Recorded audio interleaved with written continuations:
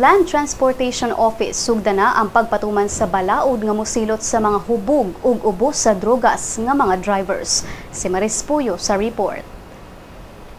Land Transportation Office sa Central Visayas sugda na ang pagpatuman karong buwana sa balaod nga mosilot sa mga hubog nga drivers.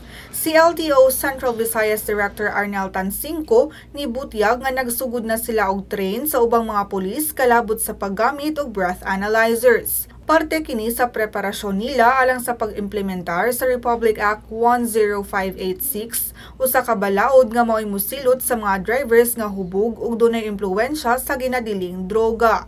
Matod ni Tansingco nga ubos sa maong balaod, silutan gikan sa 20,000 pesos ngadto sa 80,000 pesos ug mapriso ang driver nga masakpang nagdrive nga ubos sa impluwensya sa ilimnong makahubog og ilegal nga droga.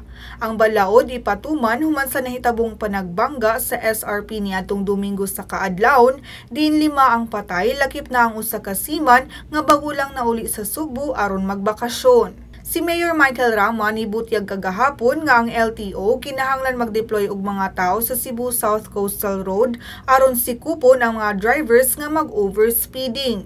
Giawhag sab ni Rama ang DPWH nga magbutang og road safety measure sama sa rumble stripes, road markings nga dunay reflectors, road signs ug flashing caution lights. Maris Puyo, Sunstar, Pilipinas.